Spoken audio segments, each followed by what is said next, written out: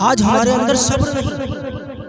اگر کوئی دکھ آ جائے تو ہم کہنے لگ جاتے ہیں معاذ اللہ کہ اللہ کو سارے دکھ ہمیں ہی دینے کو رہ گئے. یہ ہمارے جملے ہوتے ہیں. اللہ تعالیٰ معاف فرمائے. سنو، صبر کرو. اگر پریشانی آ جائے، دقت آ جائے تو اللہ کی حکمت سمجھو. اللہ تعالیٰ کبھی دے کر آزماتا ہے تو کبھی لے کر آزماتا ہے. اللہ کی حکمت کو سمجھیں. کبھی اللہ تعالیٰ بڑی مشکل کو ٹالنے کے لیے آپ کو چھوٹی مشکل میں مبتلا فرماتا ہے. حضرت لقمان حکیم اپنے بچے کو نصیحت کر رہے، بیٹا اللہ کا شکر ہر حال میں ادا کرنا. کچھ دن کے بعد میں اپنے بچے سے بولے کہ چلو فلاں جگہ چلنا ہے، نبی سے ملاقات کرنا ہے. ایک نبی ہے، ان سے ملاقات کرنا. چل دیے، راستے میں گھوڑے لیے دو، اور چل دیے. چلنے کے بعد میں راستے میں بہت تیز گرمی، شدید تپش، حد سے زیادہ گرمی ہو گئی کہ گھوڑے بھی بے ہوش ہو گئے. اچانک لو چلنے لگ گئی اور حضرت لقمان حکیم اور ان کا بیٹا یہ گھوڑے بے ہوش ہو جانے کے بعد پیدل چلنے لگ گئے. جب پیدل چلنے لگ گئے تو کچھ دیر کے بعد میں ان کے بیٹے کے، یعنی لقمان حکیم کے بیٹے کے پیر میں ایک ہڈی چبھی جو اندر بہت زیادہ چلی گئی. تو خون بھی ٹپکنے لگا اور یہ بھی بے ہوش ہو کر کے، گرمی چونکہ پڑ رہی تھی، بے ہوش ہو کر کے گر گئے. جب بے ہوش ہو کر کے گرے تو سرحانے بیٹھے تھے تو آنسو نکلے. جب آنسو نکلے تو بیٹے کے رخسار پر گرے، بیٹے کے چہرے پر جب آنسو گرے تو بیٹے کی آنکھ کھل گئی اور بیٹا بولا، ابا آپ تو کہتے ہیں صبر کرو، اللہ کی حکمت کو سمجھو.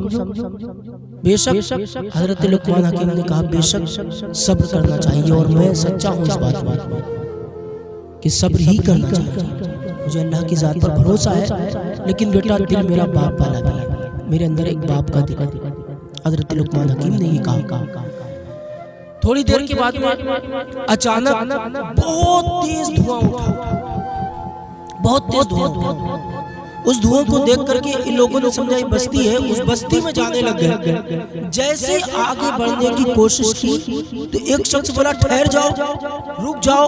کہاں جا رہے ہیں؟ رکو رکو، تمہیں گھوڑے مل جائیں گے، تمہارے لیے کھانے پینے کا انتظام بھی کر دیا جائے گا، تمہیں ساری چیزیں مل جائیں گی. یہ بچہ جو بیمار ہے اس کو بھی شفا مل جائے گی، ذرا رکو تو. حضرت لقمان حکیم نے کہا، وہ کہنے والے ذرا یہ بتا تو ہے کون؟ وہ کہنے لگ گیا کہ میں اللہ کا فرشتہ. حضرت لقمان حکیم نے کہا فرشتے ہونے کے بعد ایسا کہا کہ مجھے روکتے ہو؟ تو فرشتہ کہنے لگا یہ فلاں بستی ہے، اس پر اللہ تعالیٰ نے مجھے حکم دیا عذاب نازل کرنے کا، اور تم باپ بیٹے بڑی تیزی سے آ رہے تھے، اور میں اللہ تعالیٰ کی بارگاہ میں دعا کرا، مولا ان باپ بیٹوں کی تو کوئی غلطی نہیں، ان کو روک دے. تو اللہ تعالیٰ تمہیں روک رہا تھا، کبھی تمہارا کھانا پانی ختم کروا کے، کبھی شدید گرمی ہو جانے کی وجہ سے، کبھی تمہارے بیٹے کے پیر میں ہڈی کا چبھ جانا، کبھی تمہارے بیٹے کا بے ہوش ہو جانا، تمہارا اس کے پاس میں بیٹھ جانا، تم کو روکا جا رہا تھا. اللہ تعالیٰ تمہیں بڑی مشکل سے نکالنے کے لیے چھوٹی مشکل میں مبتلا کر رہا تھا، حالانکہ یہ اللہ کی رحمت ہے، لیکن تم سمجھ نہیں پا رہے. تب بیٹے نے جیسے باپ کا چہرہ دیکھا تو کہنے لگا، بابا جان آپ تو صحیح کہہ رہے ہیں، ذرا ذکر کر لیجئے، اللہ اکبر اللہ اکبر اللہ اکبر سبحان اللہ و بحمدہ سبحان اللہ العظیم. ذکر. تو اللہ تعالیٰ کبھی کبھی چھوٹی مشکلوں میں ڈال کر ہم کو بڑی مشکلوں سے بچاتا ہے، بڑی مشکلوں سے بچا لیتا ہے. ہمیں اللہ کی ذات پر پورا بھروسہ رکھنا چاہیے. اللہ پاک فرماتا ہے ان اللہ مع الصابرین، میں صبر کرنے والوں کے ساتھ. کہیں پر فرماتا ہے یا ایھا الذین آمنوا استعینوا بالصبر والصلاۃ، لیکن ہم آج صبر نہیں کرتے. صبر کریں. آپ اسپتال میں بیڈ پر بھی لیٹے ہیں، پھر بھی کوئی پوچھے کہ کیا حال ہے، تب آپ کو الحمدللہ اللہ کا شکر. آج ہم پر تھوڑی پریشانی آ جائے تب ہم یہ الزام معاذ اللہ رب العالمین اللہ پر لگانے لگ جاتے ہیں کہ سارے غم اللہ نے ہم ہی کو دے دیے۔ حضرت یونس علیہ السلام جب بیمار ہو گئے نا، تو اگر کوئی کیڑا ان کے جسم سے نکل جاتا تھا نا تو وہ اس کو اٹھا کر کے رکھ لیتے تھے اور اللہ کا شکر ادا کرتے تھے۔ پریشانی آئے آج ہمارے گھر پہ کسی کا انتقال ہو جائے تو ہم پھر یہ کہنے لگ جاتے کہ اللہ نے معاذ اللہ ہمارا ہی گھر دیکھ لیا ہے۔ یہ جملے ہمارے ہوتے ہیں۔ اللہ تعالیٰ ہم کو ہدایت عطا فرمائے، سمجھنے کی توفیق عطا فرمائے۔ دیکھو ایک ڈاکٹر اقبال ایک واقعہ بیان کرتے ہیں، جب لندن میں تھے آپ اس وقت کی بات بیان کرتے ہیں کہ میں لندن میں تھا تو ایک عورت تھی نا جو میرے پاس اپنے مقدمے لے کر کے آیا کرتی تھی، عیسائی تھی۔ ایک دن اس نے اچانک میں نے دیکھا کہ نقاب پہنی ہوئی ہے تو میں حیرت میں پڑ گیا کہ عیسائی عورت اور نقاب، یعنی یہ تو مسلمانوں کا لباس ہے۔ کس کا لباس ہے؟ مسلمانوں کا لباس۔ ڈاکٹر اقبال پوچھنے لگ گئے ذرا یہ بتاؤ کہ یہ لباس تو مسلمانوں والا ہے، آپ تو عیسائی ہیں۔ تب اس نے کہا، عورت نے کہا کہ میں عیسائی تھی لیکن اب مسلمان ہو گئی۔ کہ تمہارا مرد تو فوج میں ہے، وہ نہیں روکتا تم کو، کہ وہ بھی مسلمان ہو گیا۔ اب ڈاکٹر اقبال تعجب میں پڑ گئے اور پوچھنے لگ گئے کہ بتاؤ آخر کیا ہو گیا ایسا کہ تم دونوں لوگ ہی مسلمان ہو گئے؟ تو کہا ہم بے اولاد تھے، ہمارے پاس کوئی اولاد نہیں تھی، ہمارا ایک ہوٹل ہے، میں اس ہوٹل کی مالک ہوں، میرا شوہر تو فوج میں ہے۔ ایک مسلمان ہمارے ہوٹل میں کام کیا کرتا تھا، اچانک ایک دن آیا اور کہنے لگ گیا، او میڈم جی مجھے چھٹی چاہیے۔ تو پوچھا خیریت سب کیوں چھٹی چاہیے؟ تب اس نے کہا کہ میرے بیٹے کا انتقال ہو گیا، میرے بیٹے کا انتقال ہو گیا۔ تو وہ مالکن کہتی ہے میں نے خود اس کو اپنی گاڑی سے چھڑوایا، یہ سن کر کے کہ اس کے جوان بیٹے کا انتقال ہو گیا جس کا ایک بچہ بھی ہے۔ اب یہ چلا گیا، یہ بوڑھا آدمی، بوڑھا مسلمان چلا گیا گھر پر۔ اب یہ دونوں بھی تیمارداری کے لیے چل دیے، راستے میں بات ہی کر رہے تھے کہ کیا ہم ان کو کہہ سکتے ہیں، چلو ان کو کچھ سمجھائیں گے۔ جب وہاں پہنچے تو دیکھا وہ بوڑھا آدمی ایک چٹائی پر بیٹھا ہے اور نظریں نیچی ہیں، آنکھیں بند ہیں۔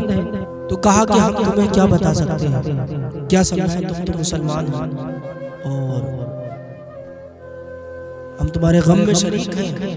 کہا غم کہے کا، یہ تو اللہ کی چیز ہے، اللہ نے لے لی، میں نے کوئی پیسے بیانہ دیا تھا، اتنے دن کا کوئی اسٹام لکھوایا تھا، اتنے دن کا، اللہ کی چیز اللہ نے لے لی۔ ایمان کی نگاہوں سے انہوں نے اس عورت کی طرف دیکھا، کہا کوئی بات نہیں، آپ ایک مہینہ رک جائیے۔ کہنے لگے نہیں، میں 2-3 دن میں تمہارے پاس میں آ رہا ہوں، اور یہ اللہ کی چیز، میں اس پر کیا افسوس کروں، اللہ نے لے لی، ایک دن مجھے بھی تو جانا ہے۔ واپس چلے گئے ہوٹل میں پھر کام کرنے کے لیے۔ کچھ دن کے بعد، مہینے کے بعد ایک دن آئے، میڈم جی چھٹی چاہیے۔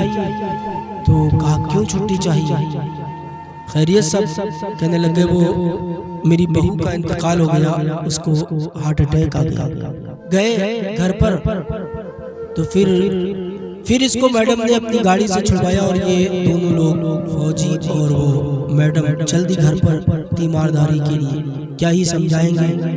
دیکھا کہ وہ بابا ایک چٹائی پر بیٹھے ہیں، کچھ انگلی سے لکھ رہے ہیں۔ یہ پہنچی اور کہنے لگی میں آپ سے کیا کہہ سکتی ہوں، آپ تو مسلمان ہیں، میں آپ کو کیا سمجھاؤں؟ کہا سمجھانے والی تو کوئی بات نہیں ہے، میرا بیٹا شادی سے پہلے بھی تو مر ہی سکتا تھا، شادی کے بعد مرا، یار رب کو جو منظور، میں تو رب کی رضا میں راضی ہوں۔ کتنا پیارا جواب دیا کہ میں تو رب کی رضا میں راضی ہوں۔ اللہ کب میرا ایک چھوٹا سا بیٹا ہے، میں 3 منزلیں پر رہتا ہوں، یہ چھوٹا سا میرا پوتا میرے ساتھ رہ لے گا، اتنی اجازت دے دی گئی، پوتا آ گیا ساتھ میں رہنے لگ گئے۔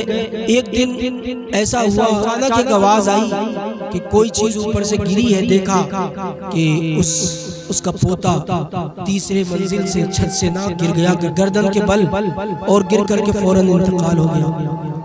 کیا ہی بابا کو عورت سمجھائے کہ اس کا تو برا حال ہو گیا، اب تو یہ اجڑ گیا، اس کا تو کوئی نہیں، بیٹا بھی چلا گیا، بہو بھی چلی گئی، پوتا ایک سہارا تھا وہ بھی چلا گیا، اب کیا ہوگا اس کا؟ بیٹا بھی چلا گیا، پوتا بھی چلا گیا، بہو بھی چلے گی، اب تو اس کے لیے دنیا کے دروازے ہی بند ہو گئے۔ اس نے کہا چلو مجھے قبرستان دکھا دیا جائے۔ قبرستان دکھایا گیا، اس نے خود اپنے بوڑھے ہاتھوں سے اس کو نہلایا اور کفنایا اور اپنے ہاتھ سے گڈھا کیا اور اپنے ہاتھ دفنا دیا، اور گھر پر اس کو لایا گیا، اس بوڑھے آدمی کو لایا گیا اور کہا گیا کہ آپ تو اب اکیلے ہو گئے، اب تو کوئی آپ کا سہارا نہیں رہا۔ کہا میں تو اکیلا آیا ہی تھا، اس رب کی مرضی ہے، وہ جو چاہے وہ کرے، میں تو اس کی رضا میں راضی ہوں۔ تو وہ کہنے لگے بابا اتنا سکون، اتنی تسلی کہاں سے آتی ہے؟ تو بابا نے اپنی آنکھیں کھولی کے بعد میں کہا کہ تم بھی یہ سکون لینا چاہتی ہو؟ دونوں لوگ چاہتے ہو؟ کہا ہم بھی یہ سکون لینا چاہتے ہیں، ہمارے پاس تو اولاد ہی نہیں ہے۔ کہ سکون چاہتے ہو تو پڑھو اشہد ان لا الہ الا اللہ محمد رسول اللہ۔ کہ یہ پورا معاملہ تھا اور ہم دونوں کلمہ پڑھ کے مسلمان ہو گئے۔ تو اللہ کی رضا میں راضی رہو۔ اللہ کے رسول صلی اللہ تعالی علیہ وسلم فرماتے ہیں کہ جو اللہ کے تھوڑے دیے ہوئے رزق میں راضی ہو گئے، کل قیامت کے دن اللہ ان کے تھوڑے اعمال پر راضی ہو جائے۔